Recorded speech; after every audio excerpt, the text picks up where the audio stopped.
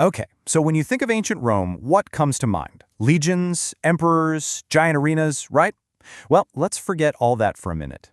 Today, we're going a little deeper. We're stepping inside the Roman home to see the really personal, sacred rituals that shaped a person's entire life. I'm talking from their very first breath all the way to becoming a revered ancestor.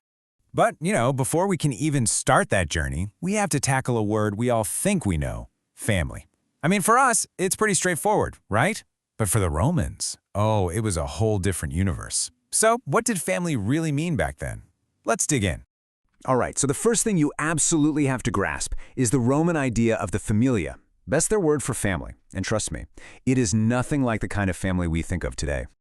Just look at this definition. The familia wasn't just mom, dad, and the kids. Not even close. It was this whole social unit. We're talking slaves, former slaves who'd been freed, other dependents, basically anyone living in the household or the domus. And they were all under the complete, total authority of one single man. And that one man, the guy at the absolute center of this entire world, was the paterfamilias, the father of the family.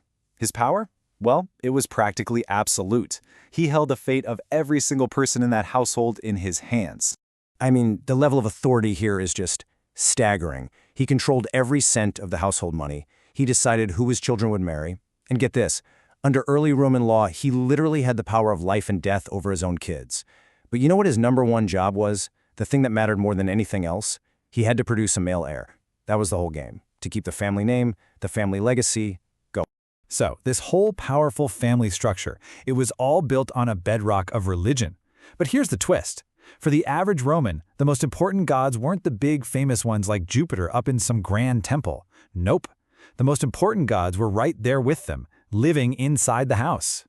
Think of it like this. Every single Roman home had its own personal team of divine bodyguards. You had the Lares, who were the guardians of the home itself, then the Penates, they made sure the pantry was always full. Vesta was the goddess of the hearth, that central fire. And then there was the genius. This was the personal guardian spirit of the paterfamilias himself, kind of like his life force and spiritual battery. And you didn't just know these gods were there, you actively worshiped them every day.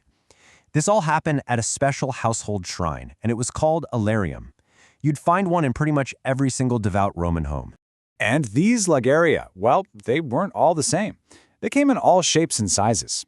Some could be a really simple little niche carved right into the wall.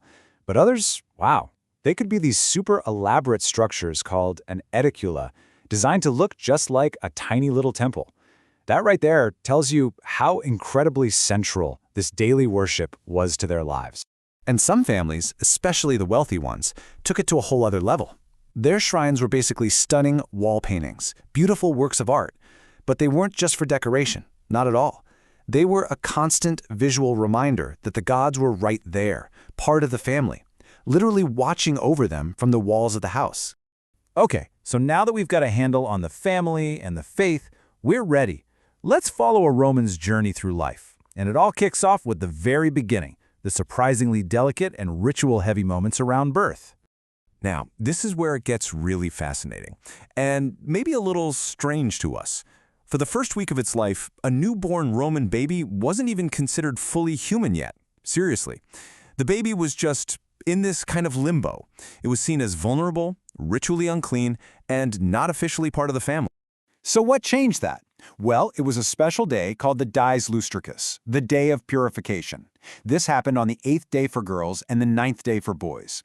A whole ceremony was held to ritually purify the child, to give them their name, and for the paterfamilias to formally accept them.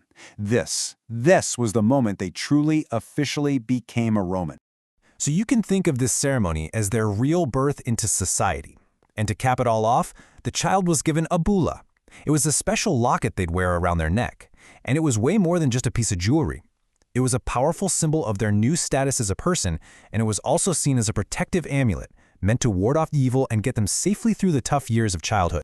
All right, so from childhood we move to the next huge milestone in a Roman's life, marriage. And you're probably sensing a theme here. Just like birth, this wasn't really about love or personal feelings. It was a critical ritual, absolutely essential for the survival of the familia. Yeah, you can just forget everything you know about modern romance. For the Romans, marriage was a transaction with a very clear practical goal: In fact, it was often written right into the contract, liberum querendorum gratia, for the purpose of producing children. That's it.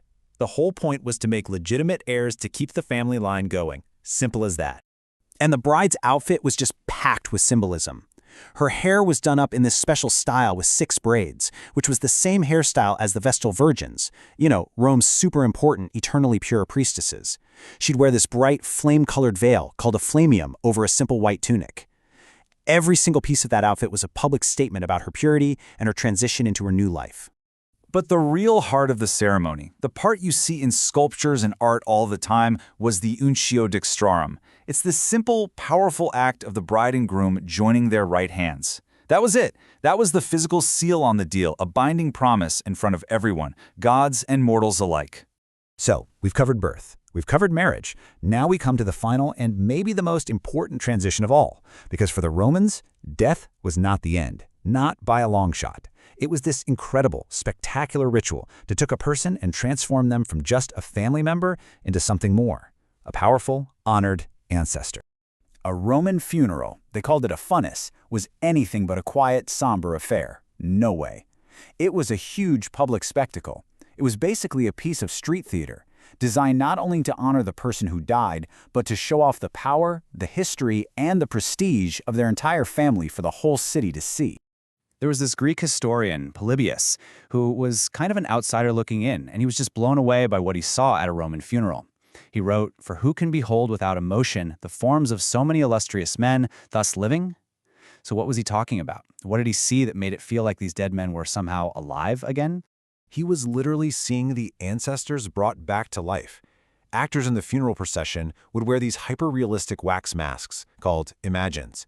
And these weren't just random masks. They were cast from the actual death masks of the family's greatest ancestors. So imagine this parade moving through the city. It looked like the ghosts of Roman history had all come back to welcome the newest member into their rank. So you see, death wasn't an ending. It was more like a promotion. Through the grand theater of the funeral, a Roman finally completed their journey. They transformed from a living member of the familia into something timeless, a revered ancestor who would be remembered and worshipped for generations. So, from that very first purification ceremony to the final, amazing procession with the ancestors, a Roman's entire identity was shaped by these family rituals. It really makes you think, doesn't it? What about us? What are the traditions in our own families, the big ones and the small ones, that define who we are? How do they shape the people we end up becoming?